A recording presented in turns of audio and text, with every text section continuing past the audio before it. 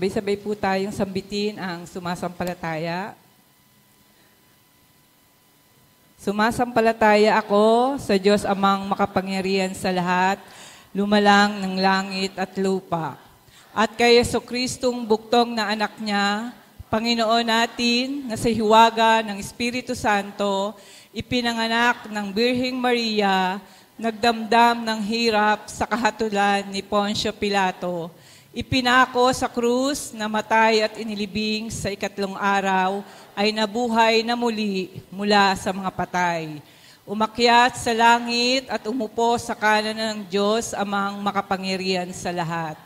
Doon magmumula at paririto upang humukom sa mga patay at mga sampalatayanan ko ang Diyos Espiritu Santo at ang banal na iglesyang laganap, ang pagkakaisa ng mga banal, ang kapatawaran sa mga kasalanan, ang kabuhayan ng katawan at ang buhay na walang hanggan, Sienawa. Tayo po ay manalangin. O aming Amang Diyos na sa langit, tunay nga po na sa umagang ito ay itinataas namin ang iyong dakilang pangalan. Ikaw ang Diyos na makapangyarihan, Ikaw ang Diyos na mabuti, Ikaw ang Diyos na banal. Tunay nga po, sa umagang ito'y patawarin mo po kami sa lahat ng aming mga karumihan, sa lahat ng aming mga kasalanan, anuman po ang aming mga pagkukulang, upang sa umagang ito, sa aming pagharap sa iyo, upang sa aming pagsamba, ay tunay na maging karapat-dapat kami sa iyo sa umagang ito. Anuman po ang aming mga alalahanin, ang aming mga dalahin, anumang problema na bumabagabag sa aming mga isipan, tulungan mo po kami na ito ay malutas at sa umagang ito ay makapag-focus kami na ikaw ang aming Diyos na sinasamba at maibigay namin sa iyo ang the best ng papuri at pagsamba. Tunay nga po sa umagang ito, nilalapit namin sa iyo ang aming mga kapatiran na may mga karamdaman. Ikaw po ang magbigay sa kanila ng kagalingan. Sa umagang ito, tunay nga po na ikaw ang patuloy na kumilos sa buhay ng bawat isa. Ang mga maglilingkod sa umagang to, aming Ama, tunay na ikaw ang siyang magpala at ang iyong banal na presensya ang kumilos sa kanilang mga buhay upang tunay na ang bawat isa ay makapaglingkod sa iyo ng may kaluguran. Salamat po sa buhay na patuloy mo pong ipinadarama sa amin sa bawat araw, sa bawat linggo, sa isang linggong nagdaan. Iningatan mo po kami at patuloy mo po kaming ginabayan at di mo po kami pinabayaan. Sa umagang ito, nakikita mo po ang puso ng bawat isa. Tunay na may kagalakan kami na kami ay makasama sa umagang ito upang sumamba sa iyo. Salamat po aming Ama sa patuloy na pag-iingat mo at paggabay mo at alam po namin na sasamaan mo po kami hanggang matapos ang gawaing ito. Sa iyo po ang lahat ng kapurihan, papuri at pagdakila sa pinakamataas sa pangalan ng aming Panginoong Yesus. Amen. Amen. Purihin po ang Panginoon. Isang palakpakan para sa ating Diyos na buhay sa umagang ito. Pwede ho bang pakikamayan at pakibati muna ang inyong katabi bago po tayo magsimula. Nasabi sa kanya, welcome, magandang umaga sa iyo at excited ako na nakasama ka. Sige po, kamihan po natin yung nasa likod, yung nasa harap. Ayan. Amen. We are so blessed this morning sa pagdadala sa atin ng Panginoon sa panibagong linggo at panibagong buwan na tayo po ay magkakasama. Amen. So tayo po ay mag-worship sa Lord. Purihin po natin ang ating Panginoon. Taas natin ang ating mga sarili sa Kanya sa umagang ito. Bigyan natin ang ating buong sarili, ang buong lakas. Ano man ang ating kalagayan, it's very good na i-worship natin ang Lord. No? We give our best sa Kanya. Tayo po ay mawit at patuloy na sumamba sa ating Panginoon sa umagang ito.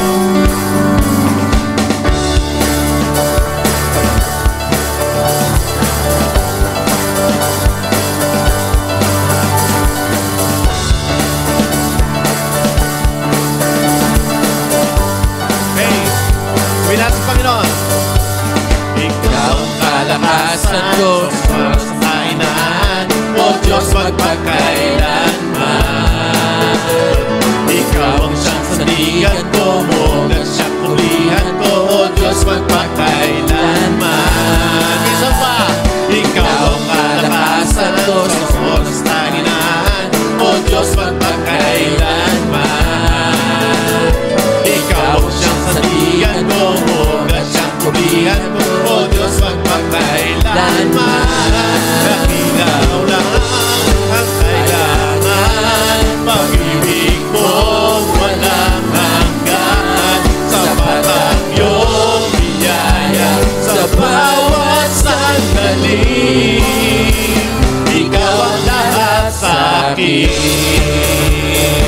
Amen. Sabihin sa Lord, ikaw ang aking kalakasan sa umaga ito, Panginoon.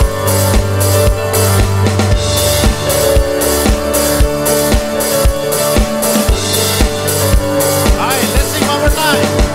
Ikaw ang kalakasan ko sa kahinaan, O Diyos, magpagkailanman.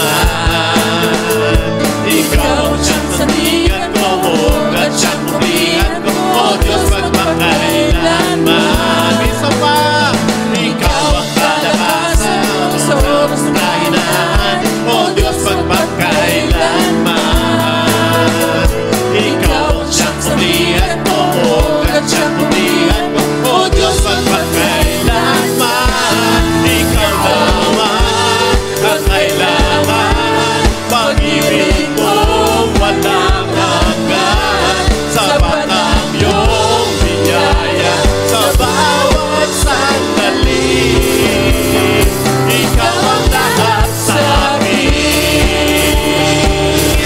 Ikaw naman ang kailangan, pag-ibig mo walang hanggan, sapat ang iyong biyaya sa bawat sandali.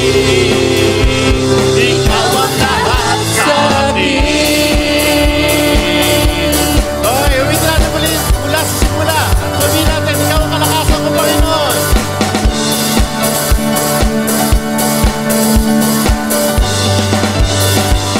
One more time, let's sing. Ikaw ang kalakasan ko sa oras ng kahinaan, O Diyos, magpagkailanman. Ikaw ang siyang sandigan ko, at siyang kublihan ko, O Diyos, magpagkailanman. Ikaw ang kalakasan ko sa oras ng kahinaan, O Diyos, magpagkailanman. Ikaw ang siyang sandigan ko, at siyang kublihan ko, O Diyos, magpagkailanman. Ikaw naman ang kailangan, pag-ibig mo walang hanggan, Sapat ang iyong biyaya sa bawat sandali. Ikaw ang lahat sa akin. Ikaw naman ang kailangan, pag-ibig mo walang hanggan, Sapat ang iyong biyaya sa bawat sandali. ikaw ang lahat sa atin. Tayo naman! Ikaw naman ang kailangan, pag-ibig mong walang hanggan, sapat ang iyong biyaya sa bawat sandali. Ikaw ang lahat sa akin. For the last time we sing, ikaw naman ang kailangan, pag-ibig mong walang hanggan, Sapat ang iyong biyaya sa bawat sandali. ikaw ang lahat sa akin. Ikaw ang lahat sa akin. Ikaw ang lahat sa akin. Kalakasan ko ay ikaw, kalakasan ko ay ikaw, kalakasan ko ay ikaw, ang kagalakan sa tuwing kalakasan ko ay ikaw, kalakasan ko ay ikaw, kalakasan ko ay ikaw, ang kagalakan sa tuwing isa pa, kalakasan ko ay ikaw, kalakasan ko ay ikaw, kalakasan ko ay ikaw, ang kagalakan sa tuwing kalakasan ko ay ikaw, kalakasan ko ay ikaw, kalakasan ko ay ikaw, ang kagalakan sa tuwing. Tayo naman!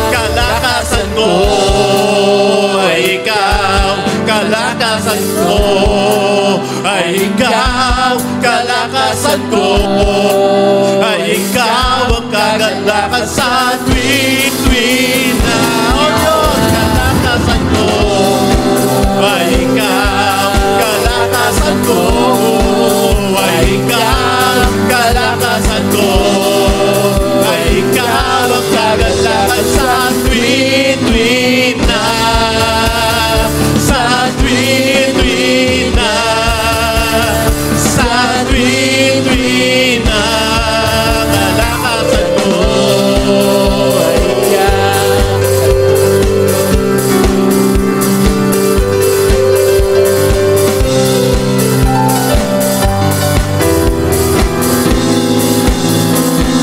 Amen. Palakpakan natin ating Panginoon sa umagang ito.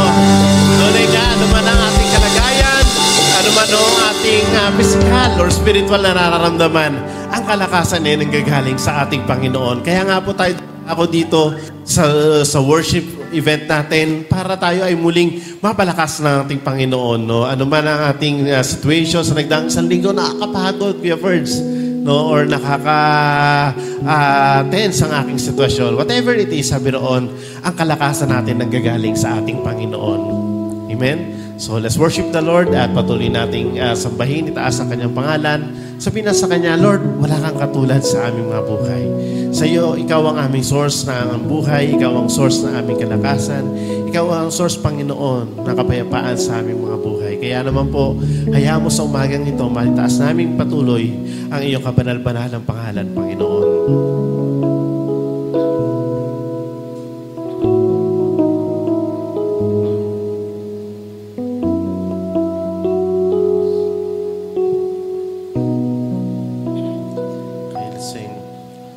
Wala kang katulad, walang gaya mo. Ikaw lang ang Diyos na sinasambang lubos. Sa paglipas ng panahon, ikaw pa rin hanggang ngayon. At magpakailan may Panginoon. Isa pawitin natin. Wala kang katulad, walang gaya mo. Ikaw lang ang Diyos na sinasambang lubos. Sa paglipas ng panahon, ikaw pa rin hanggang ngayon. At magpakailan may Panginoon. Itataas, ihahayag pangalan mo.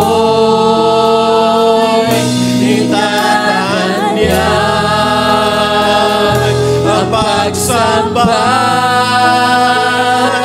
iyalay, Panginoon, ikaw lamang.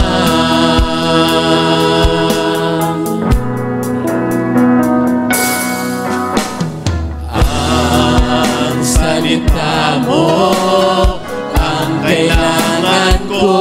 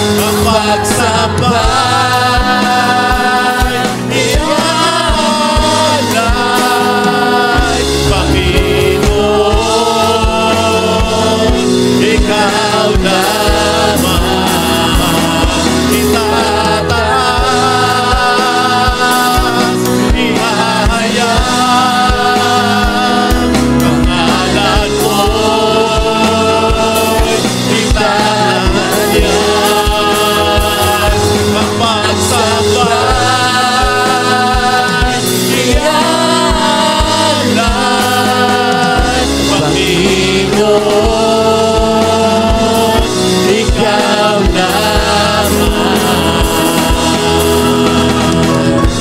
Opo, Panginoon, itataas namin, dadakilain na inyong banal ng pangalan sa umagang ito, Panginoon. For you are deserved, Panginoon, sa lahat ng pagsamba na meron kami ngayong umaga. Tanggapin mo, Diyos, ang papuri at awitin, Panginoon, mula sa aming mga labi, O Diyos, habang Ikaw ay aming pinupuri sa lugar na ito.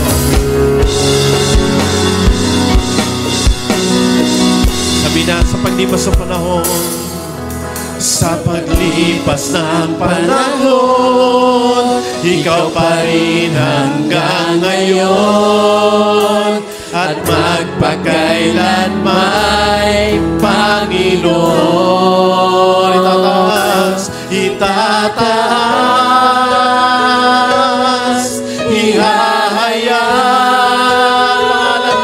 pangalan mo, aming tatanyag, ang pagsamba, iyalan,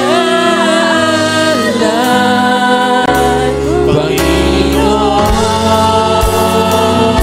Ikaw lamang. Itataas,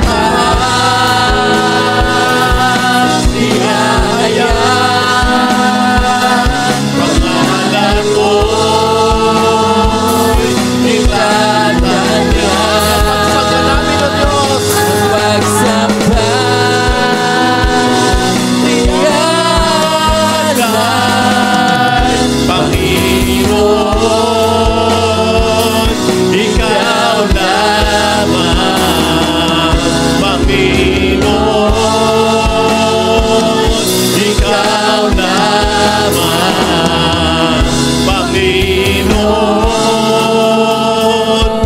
Ikaw lamang.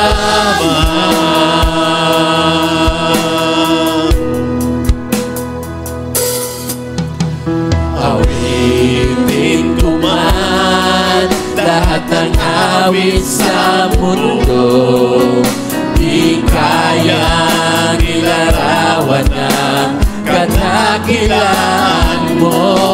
Kulang ang lahat ng tulang, kulang maging mga salita upang ihayag ang kabutihan mo. Awitin ko man lahat ng awit sa mundo, di kayang ilarawan ang kadakilaan mo. Kulang ang lahat ng tula, kulang maging mga salita upang ihayag ang kabutihan mo. Wala kang katulad, wala nang hihigit sa'yo. Wala kang katulad, wala nang papantay sa'yo. Ikaw ang Diyos noon pa man, maging ngayon at kailanman. Sa habang panahon, wala kang katulad. Wala kang katulad, O Diyos. Wala kang katulad, wala nang higit sa'yo. Wala kang katulad, wala nang papantay sa'yo. Ikaw ang Diyos noon pa man, maging ngayon at kailanman. Sa habang panahon, wala kang katulad.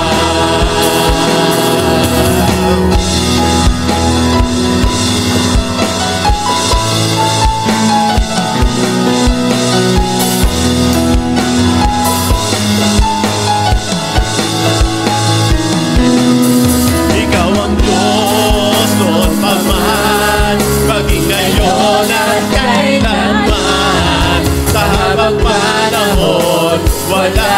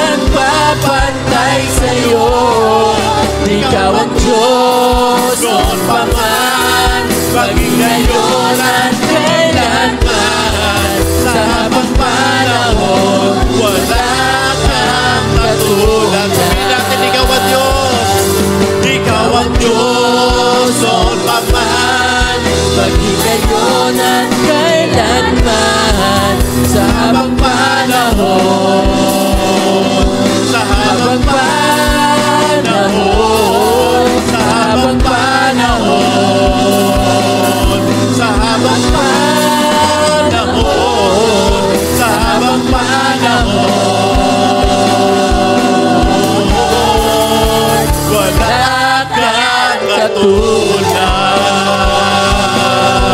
Opo, Panginoon, wala kang katulad sa aming mga buhay. Wala kang katulad na ibang Diyos. Wala kang katulad, Panginoon. You deserve all the glory. You deserve all the praises that we can give this morning, Panginoon. You deserve all the highest worship that we can give, Panginoon, sa nag-iisa, tunay at buhay na Diyos sa aming kalagitnaan. Sa iyo lahat na mataas sa papuri, pasalamat, ipadalangin namin sa pangalan ni Jesus. And everybody say, Amen and Amen. Purihin po natin ang Panginoon sa umagang ito.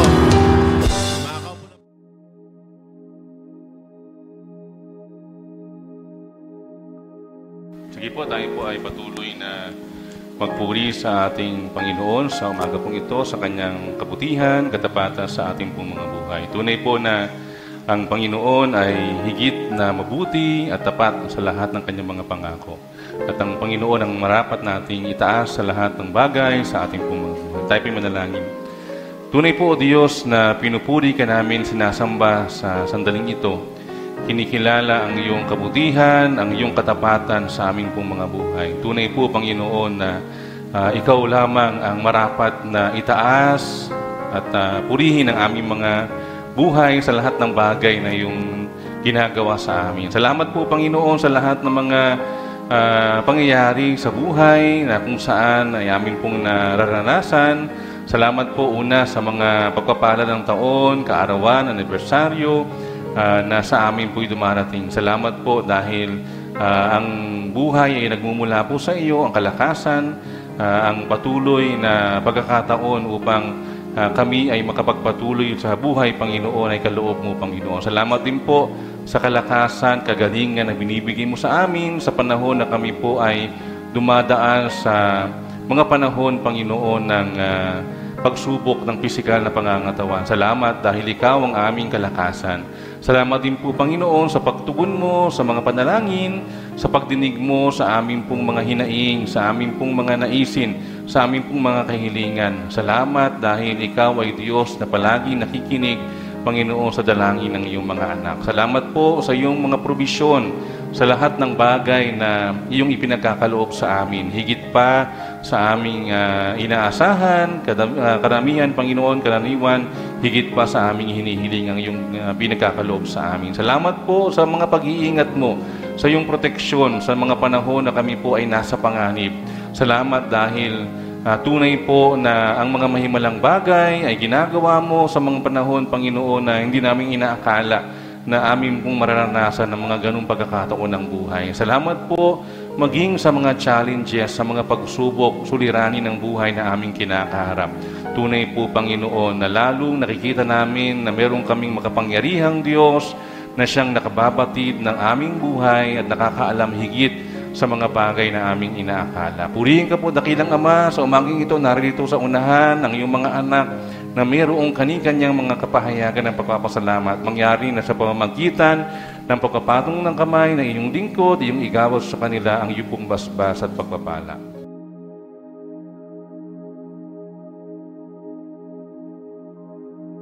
Ate Abby, purihin po ang Panginoon ngayong umaga. Magandang umaga po sa ating lahat. Yan, pwede niyo pong batiin yung inyong mga katabi ng isang magandang umaga. Yan, so, purihin po ang Diyos dahil bagamat itong mga nakalipas na linggo, tayo po ay nakakaranas ng medyo mainit kumpara sa nagdaang mga taon. Ano po? Mas kumpara natin nung mga nagdaang mga summer, ito yata yung pinakamainit, no, na panahon na nakaranas po tayo ng ganitong bakasyon. Bakasyon nga ba? May pasok pa rin yung mga bata pero wala din pasok. Ano po? Dahil sa sobrang init. So, purihin po ang Panginoon ngayong umaga at sa buwan pong ito ay patuloy po tayong tatalakay sa mga panibagong paksa na may kinalaman po sa ating pagdiriwang ng ating ika-92nd anniversary sa ating pong National Unida Church. No, ngayon pong buwan na ito ay pinagdiriwang ang anibersaryo ng ating iglesia sa nasyonal. This coming Sunday nga po ay yung pagbubukas ng panibagong assembleya, no, para sa taong eklesyastiko 2024 to 2025. At yung celebration ng lahat ng mga iglesia ay gagawin po sa third Sunday, sa May 19. Doon po ay inaanyayahan ng mga churches na dumako para magkaroon ng sama-samang pagsamba. Although sa atin po, nakasanayan natin dahil siguro sa tayo ay malayo at mahihirapan sa transportasyon, ginagawa po natin muna na manambahan dito pagkatapos ay sumusunod tayo doon sa ating iglesia sa Silang, doon sa center para magdiwang kasama ng ating mga kapatiran. So ngayong umaga po, ang ating paksa ay may pamagat na the importance of walking in the light. Sa paksa na binigay ng national, ay ito po yung ating binigay o ginawang titulo o title o pamagat upang mas makita natin kung ano yung halaga ng ating magiging pag-uusap. Ito po ay galing sa Aklat ni Juan, Kabanatang 8, Talatang 12. John chapter 8, verse 12. So kung may mga Bible po kayo, pwede niyo pong buksan ang inyong mga Biblia maya-maya bago natin matunghayan yung ating pong paksang talata. Tayo po ay sandaling manalangin. Dakilang Diyos sa makapangyarihan sa lahat, bigyan mo po kami ng bukas na puso't isip upang tanggapin ang iyong mga salita. Sa umagang ito, ikaw po ang mangusap sa amin upang amin po itong hakbangan, ipamuhay sa aming pang-araw-araw na buhay bilang iyong mga anak. Salamat po sa tanging pangalan ng aming Panginoong Yesus. Amen. So, gaano ba kahalaga ang liwanag para sa atin? Sa ating pong mga buhay, gaano kahalaga ang liwanag? Yan. Kung kayo po ay babalik sa buhay noon, halimbawa yung mga merong karanasan sa probinsya, yung buhay probinsya. Nung ako'y bata, nakakarating ako sa Nobeleta. Ang Nobeleta noon kasi medyo parang probinsya pa. Yung ibang mga liblib na lugar sa Nobeleta, parang parang tawag dito, probinsya. So, meron akong time, sa lola ko doon, weekend, doon ako napunta, pagka walang pasok, doon ako nag-i-stay. So, yung parang buhay probinsya ay nararanasan namin, yung magsasaing kayo sa tawag dito, sa gatong, yung sabay-sabay kumain, tapos sabay-sabay matulog. Lahat ng mga ginagawa sa probinsya ay naranasan ko, although taga rito ako talaga, dahil sa pagtungo ko doon sa aking lola. Pero habang lumalaki, may mga experiences ka din sa province. Nung ako ay nasa seminary, nakarating ako ng Mindoro, ng Batangas, at naranasan ko rin yung buhay probinsya, yung buhay kung saan yung ating mga kapatiran doon ay nakasama natin. Kumpara sa atin na well-provided sa lahat ng bagay, siguro dahil tayo ay nasa city, sa syudad, doon naman, kung anong liwanag dito, siya ang dilim. Sa probinsya, pagpatak ng 5:30 pa lang yata ng hapon o alas 5 ng hapon, madilim na. Kaya ang mga tao noon talagang sanay na 5:30 or 6 o'clock naghahapunan. Sabay-sabay na naghahapunan kasi pagkatapos noon, tulog na. Yun yung buhay noon, napakapayak at simple. So, doon ko rin nakita at naranasan yung importansya ng ilaw. Dahil kapag nandun ka sa lugar na yon, makikita mo talaga na sa pagdaan ng gabi o sa pagsapit ng gabi, kakaunti ang ilaw sa daan, kadalasan wala pa. Ang nagiging ilaw lang doon ay yung mga alitap-tap sa puno. Na-amiso ko nung ako ay nasa seminary dahil parang first time ko noon makakita ng mga alitap-tap sa punong mangga na punong-puno. Yung matutuwa ka, makikita mo yung parang Christmas tree malaki. Dahil punong-puno siya ng alitap-tap, nagliliwanag. Hindi man ganun kaliwanag, pero makikita mo yung figure ng puno dahil nandun sila nagkukumpulan. So mahalaga yung ilaw sa panahon na iyon dahil yung ilaw talaga, yung pinakabida kapag gabi. Pagpupunta ka ng CR, ang CR noon sa probinsya ay sa labas ng bahay. Di ba? Yung mga nakaka-relate, sa labas ng bahay yung CR. Pupunta ka sa labas, dala-dala mo yung ilawan, yung perok-perok. Yung mga bata ngayon, hindi na naabutan yun. Yung digas, yung gasera na bit-bit para makapunta doon sa wala pang flashlight. Bibihira. Mayaman lang yung may flashlight noon during that time. So pupunta ka sa labas, magsi-CR ka, talagang kailangan mo ng ilaw.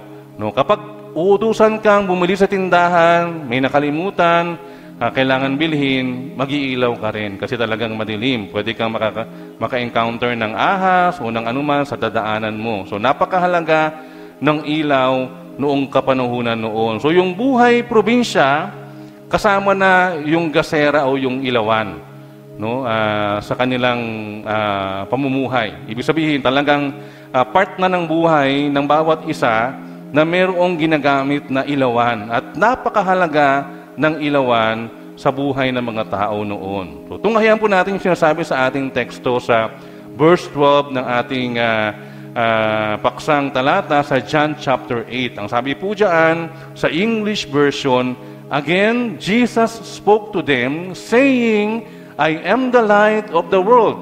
Whoever follows me will not walk in darkness, but will have the light of life." No? Naka-highlight po yung ating paksang tema, I am the light of the world. No? Sa Tagalog version, sa Mabuting Balita Biblia, ang sabi po dyan, muling nagsalita si Jesus sa mga tao, sinabi niya, "Ako ang ilaw ng sanlibutan.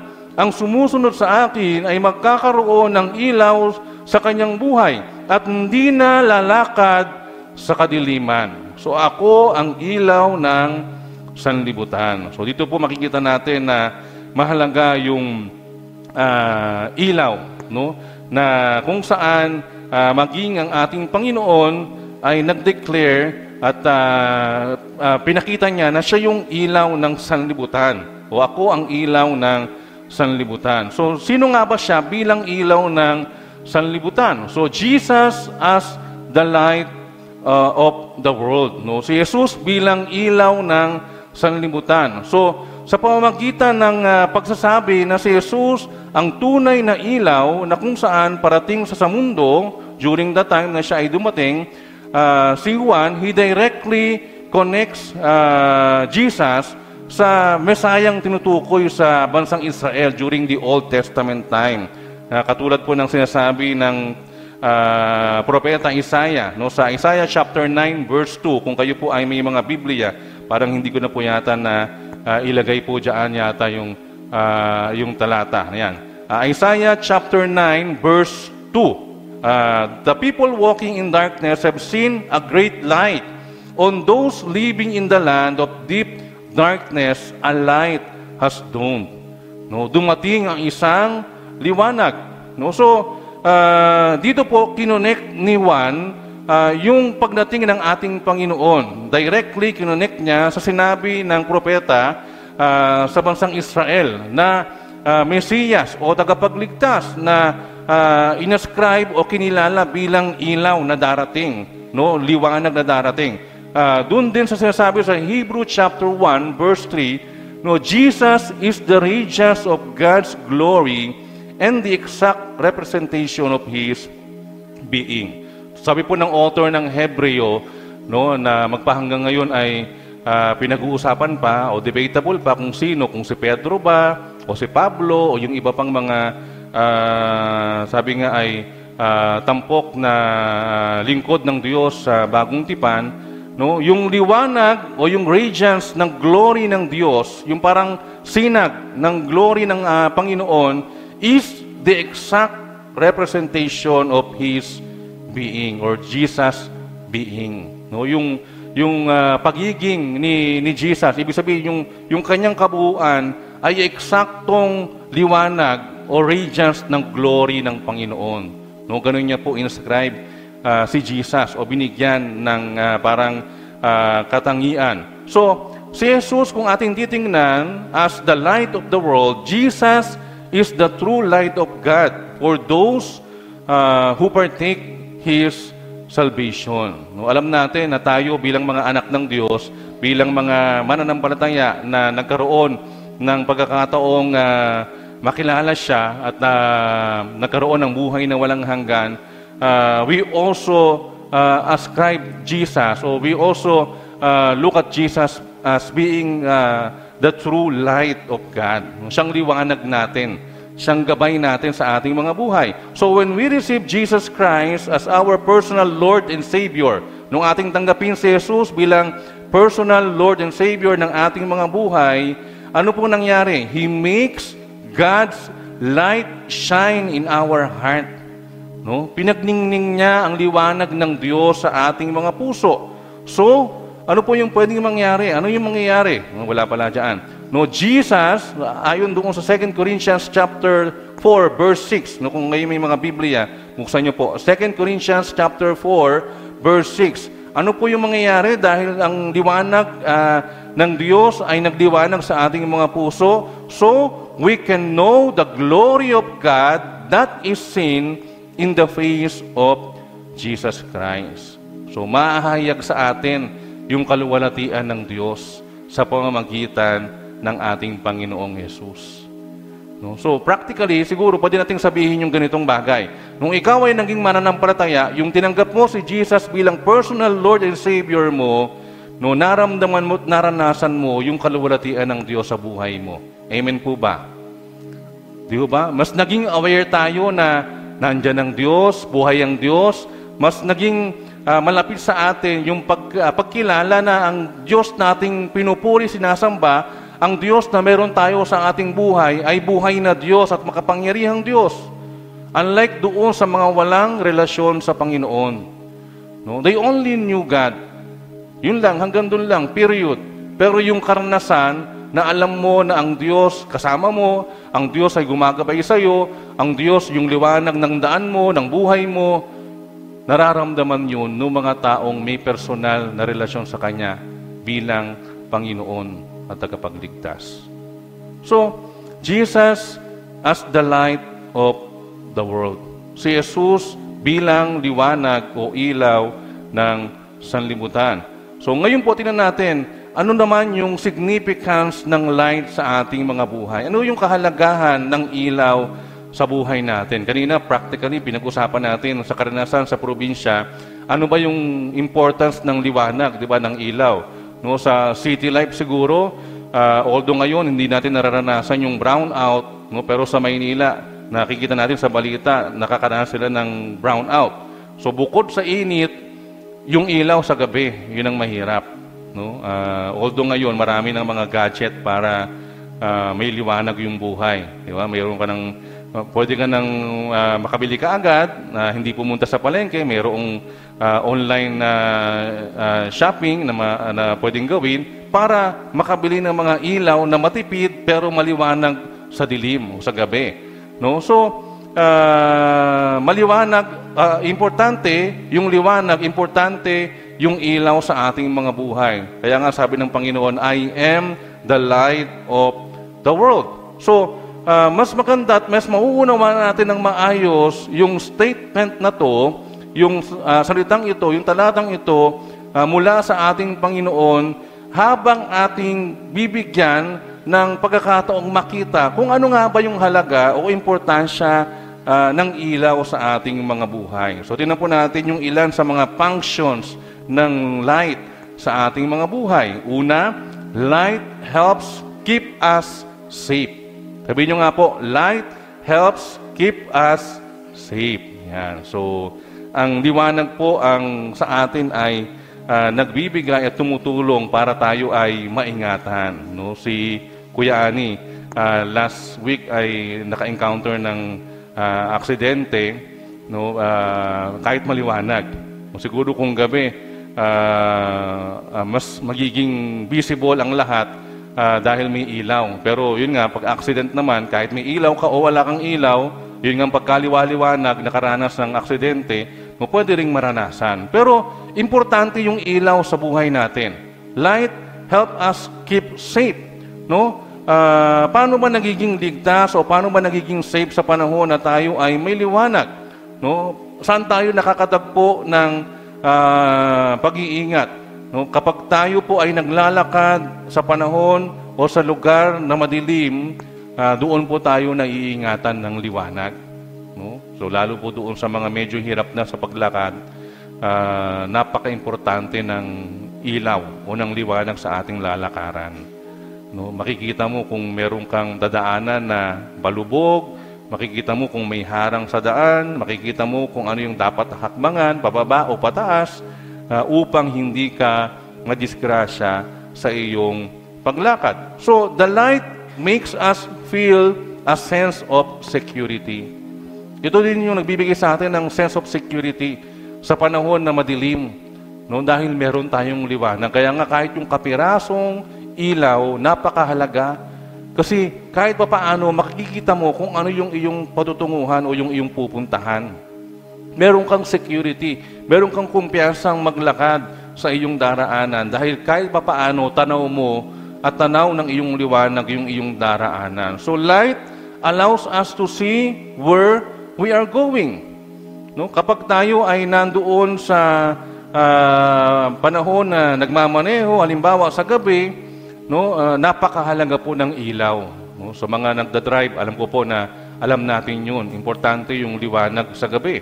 No? Kaya nga mayroong may ilaw, di ba? Meron kang ilaw sa iyong sasakyan, pwede mong i-high o itaas, lalo kapag nakaka-encounter ka na talagang medyo hindi maliwanag doon sa iyong daraanan.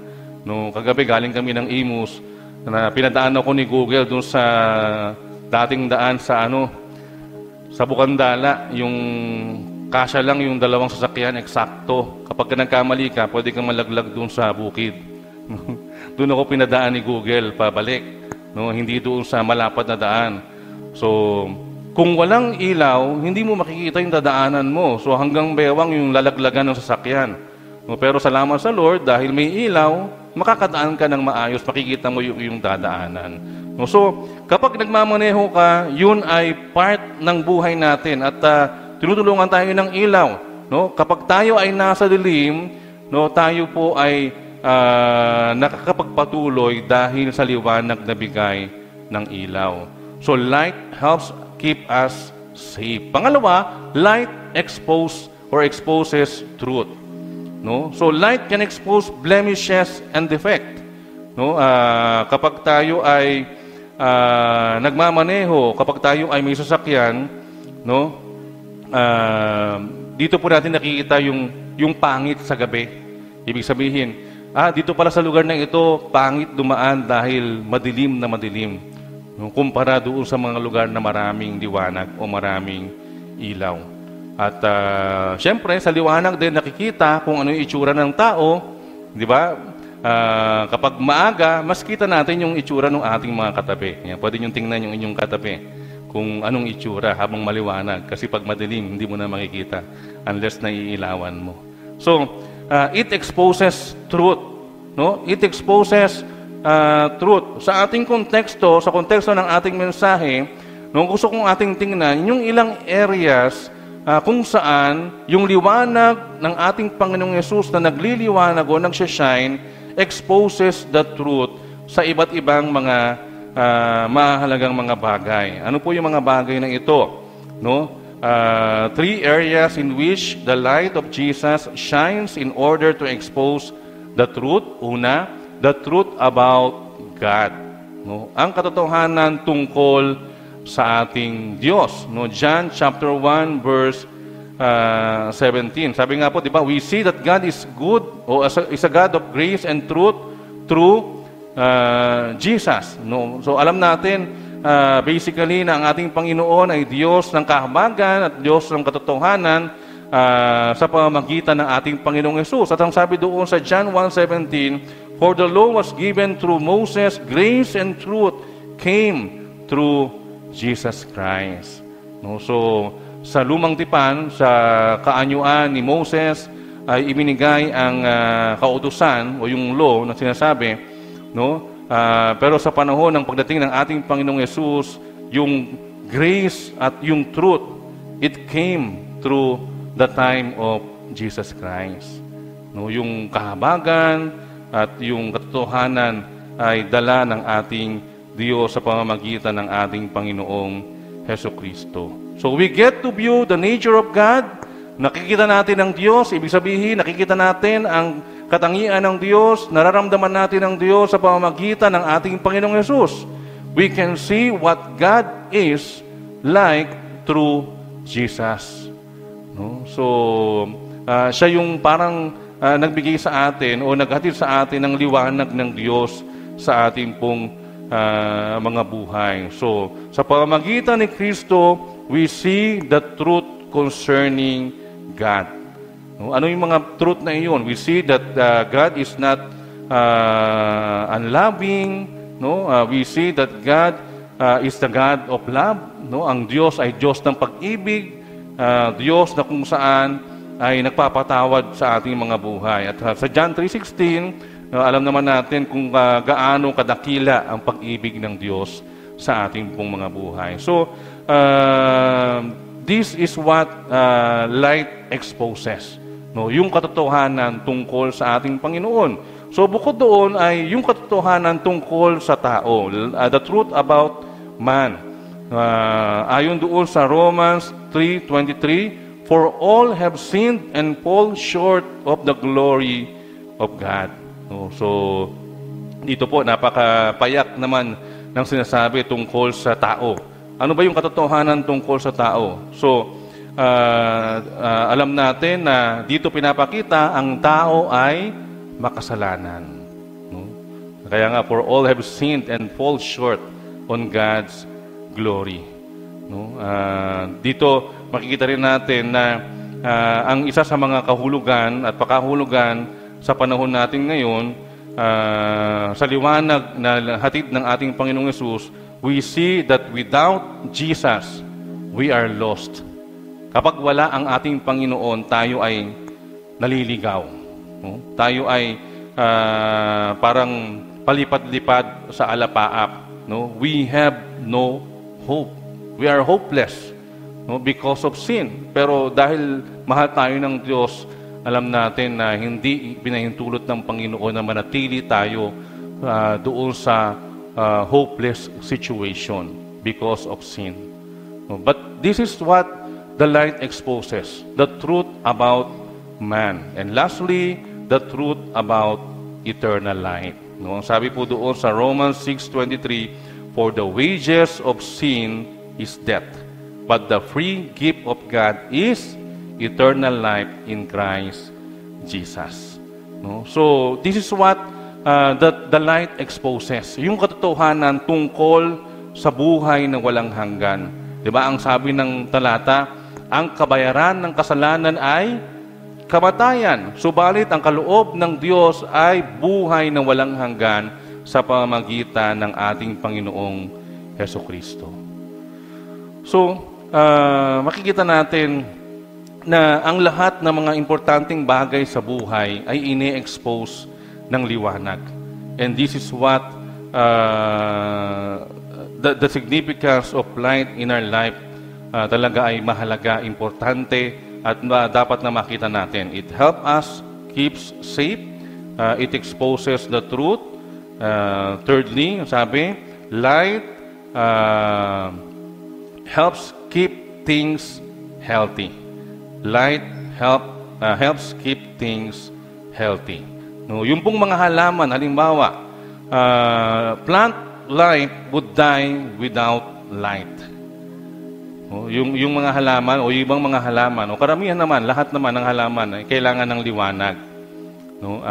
Yung iba nga parang inaano pa tawag dito yung anong tawag doon, yung mga sisiw, incubator, parang nilalagay sa incubator kasi merong init na hatid yung liwanag o yung ilaw. Although iba naman yung ginagamit na ilaw sa incubator, at yung mga halaman, they also need light.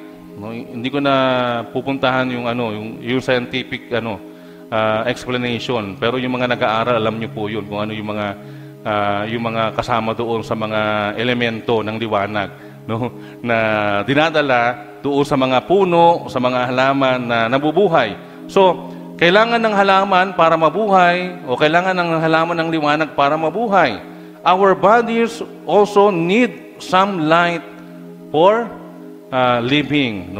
Yung liwanag daw yung liwanag ay bitamina sa ating katawan. Huwag lang kayong tatagal hanggang ngayong oras kasi hindi na bitamina ang hatid ng liwanag. Sakit na.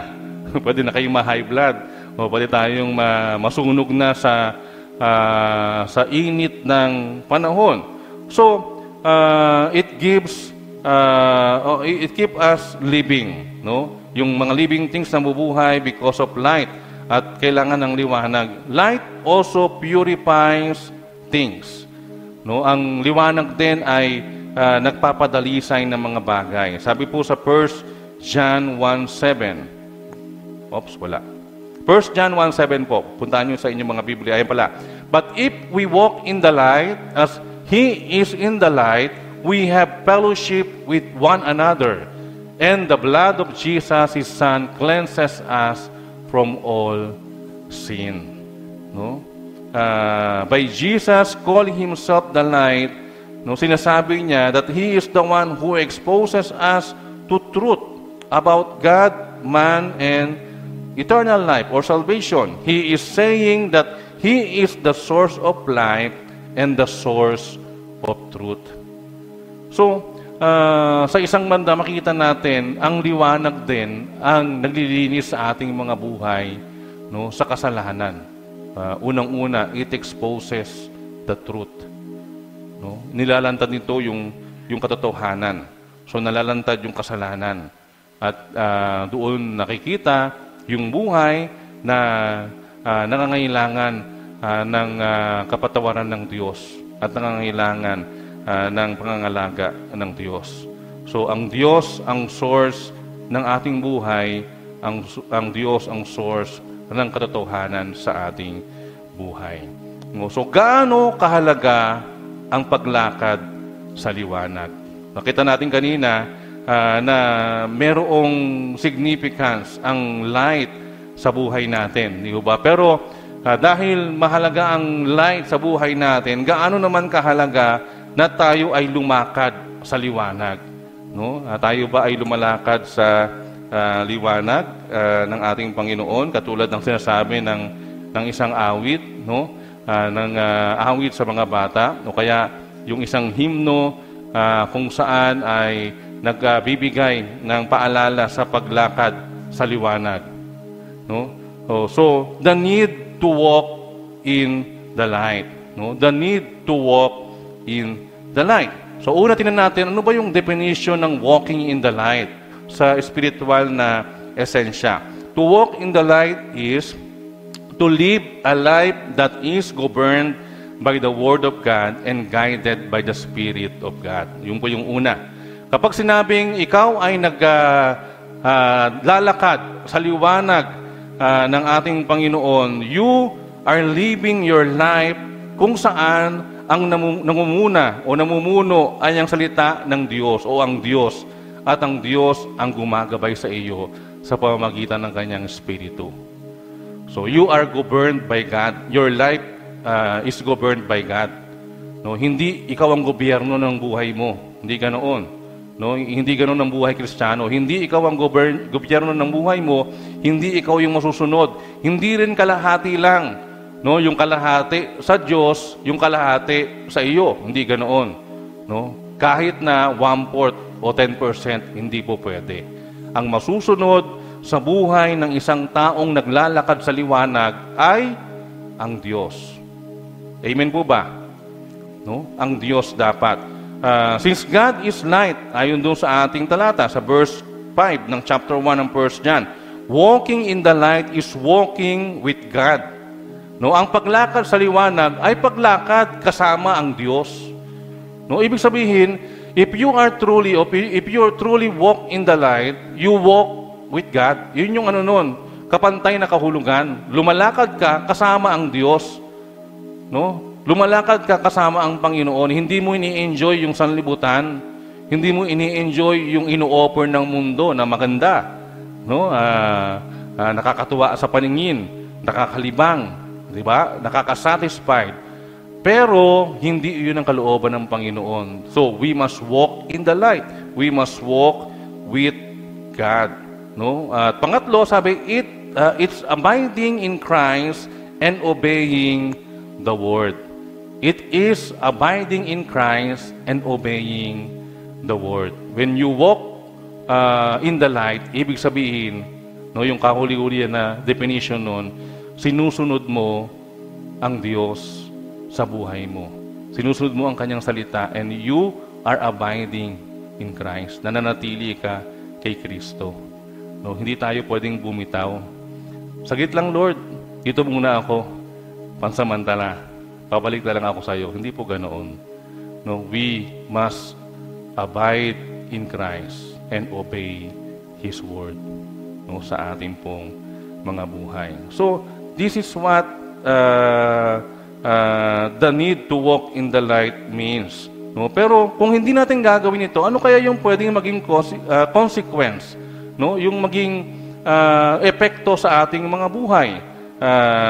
Dito natin makikita yung mga struggles na pwede nating harapin sa buhay without Christ guidance. No? When we walk in darkness, relationships are affected. No? Kapag tayo ay naglalakad hindi sa liwanag ng Diyos at naglalakad tayo sa kadiliman, no, sa buhay, practically or spiritually, dito tayo nakakaranas ng mga epekto sa ating relasyon. Una ay unhealthy spirituality. Yan, ito yung unang relasyong naapektuhan. So ito po yung ating relasyon sa Diyos.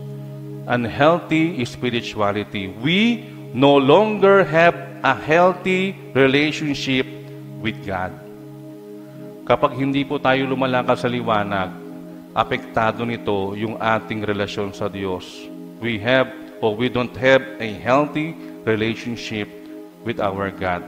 Ang ating relasyon sa Diyos ay nasira sa pamamagitan ng unang tao sa history. Alam naman natin si Adan at si Eva, yung kanilang fellowship with God became ruined when they sinned. Nung sila ay nagkasala, di ba? Yun yung history sa Biblia. No, maliit pa tayo, alam na po natin 'yan. No, at alam natin na ang kasalanan ang naging kaparaanan upang magkaroon ng sira ang relasyon sa Diyos. At yung hindi natin paglakad sa liwanag ng Diyos, it also gives us unhealthy spiritual life. Alam ko po, alam nyo rin po yan mga kapatid. Kapag kulang tayo sa panalangin, no, kapag kulang tayo sa ating pagbubulay-bulay ng salita ng Diyos, kapag hindi tayo consistent sa mga dapat nating gawin bilang mga anak ng Diyos, dito po tayo nakakaranas ng unhealthy spiritual life. Ang termino ng iba, nanlalamig. No? Nanlalamig kay Kristo, nanlalamig sa Diyos. Lumalamig yung ating relasyon sa Panginoon. Di ba? Mahirap po yun pag malamig na. Papunta na yun sa bangkay. Huwag naman sana. Di ba? So, ang bangkay lang ang malamig at yung yelo na nasa rep. No? Pero hindi dapat yung buhay natin connected with God. Hindi rin dapat yung ating paglakad sa liwanag ng Diyos.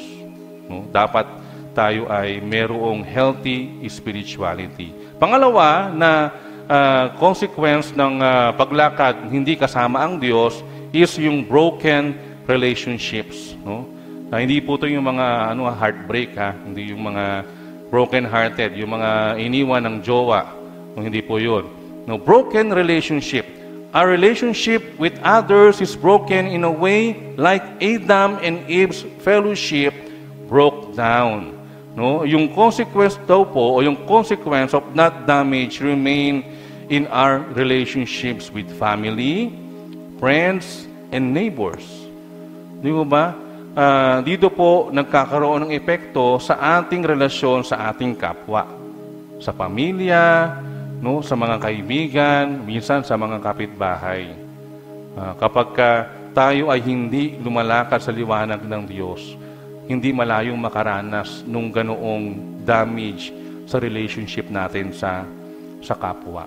No, kung yun ang relasyon sa Diyos na nakakaroon ng problema, how much more yung ating relasyon sa ating kapwa, kahit yung ating kapamilya. No? Ay pwede nating ma-encounter yung ganitong bagay. And this is what the consequence of walking without God sa ating buhay. At yung pinakahuli ay yung ruined testimony. Yan. Ito yung isa sa medyo malalim din na bagay sa buhay. A broken relationship with God affects all our other relationship. No, affects all our other relationships.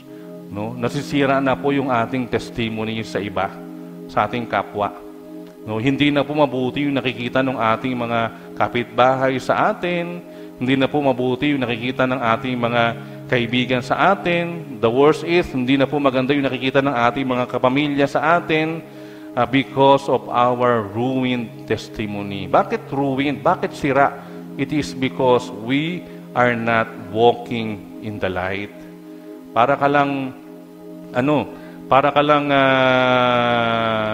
kalembang o kampanang tumutunog, di ba? Sabi nga sa 1 Corinthians chapter 13, pero wala namang silbi.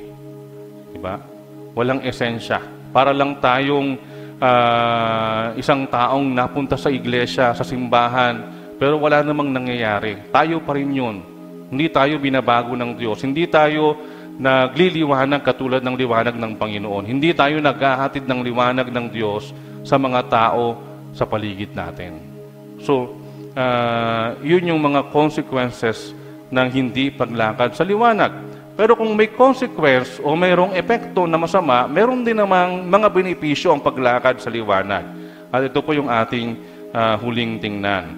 No? When we walk in the light, the grace that heals our relationship with God also brings healing to our other relationships.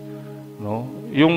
Yung paglakad sa liwanag, no, yung biyaya ng pagpapagaling ng Diyos sa ating relasyon sa Kanya, no, it also brings healing to other relationships. Siyempre, habang lumalapit tayo kay Jesus, habang lumalapit tayo sa Diyos, habang nagiging maganda yung ating relationship sa Panginoon, nagre-reflect din yan sa relasyon natin sa ating kapwa. Hindi pwedeng sa Diyos lang. It is given. Dapat automatic, nagiging maayos din yung ating relasyon sa ating kapwa. So, having been forgiven, no, ayon dyan, we learn to practice forgiveness. No, we learn to practice forgiveness. Bakit? Dahil tayo pinatawad ng Diyos, even with those we consider our enemies.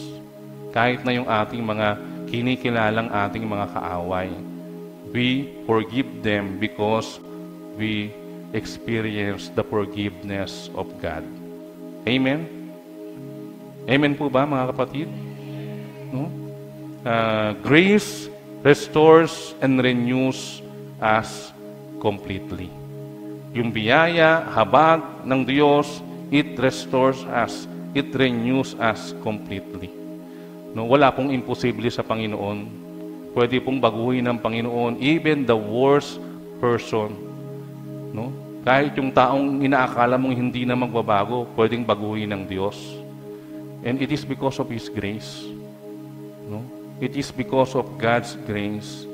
Tayo ay nire-restore ng Panginoon. Tayo ay nire-renew ng Panginoon completely. At yun ay dapat mare-reflect sa ating relasyon sa labas. So mga kapatid, ganito kaimportante yung paglakad sa liwanag. No, bilang pagtatapos, makikita natin, Jesus tells us that He is the light of the world. No, ang sabi sa atin ng ating talata, He is the light of the world. I am the light of the world. Anong ibig sabihin nito? The spiritual need that Jesus is fulfilling is the need for light to guide us. No, ang isang pinupuno sa atin ng Panginoon sa ating mga buhay ay yung ating pangangailangan sa liwanag na kung saan yung liwanag na to ang gumagabay sa atin o gumagabay sa ating daraanan. And without Jesus, we walk in darkness. No? Kapag wala ang Panginoon, tayo ay parang lumalakad sa dilim. Mahirap po maglakad sa dilim. Ano po? Pwede kang mapahamak. Malaki yung porsyento ng kapahamakan kapag lumalakad sa dilim.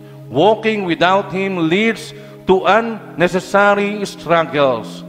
No? Yung mga hindi natin inaasahan, yung mga bagay na ayaw natin, pwede nating maranasan when we walk without Him, without Jesus. So without the light of Jesus, we will not see a true picture of ourselves and our condition without Jesus. Kaya mahalaga, kasama natin lagi ang Lord. Amen? Kasama lagi ang Diyos sa buhay natin. So, mga kapatid, napakahalaga ang paglakad sa liwanag. Mahalaga sa atin bilang mga anak ng Diyos ang patuloy na lumakad sa liwanag. The light of Jesus will lead us to God. The light of Jesus will lead us to God. At ang pagtawag sa atin ngayon, ang challenge sa atin ngayon is for us to walk in the light. So let us walk in the light. Lumakad tayo sa liwanag ng ating Panginoon, sa liwanag ni Kristo sa ating mga buhay. Magandang umaga po sa ating lahat. Pagpalain po tayo ng ating Panginoon.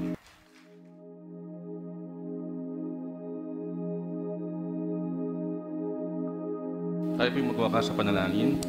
Dakilang Diyos na makapangyarihan sa lahat, maraming salamat po sa iyo sa umagang ito.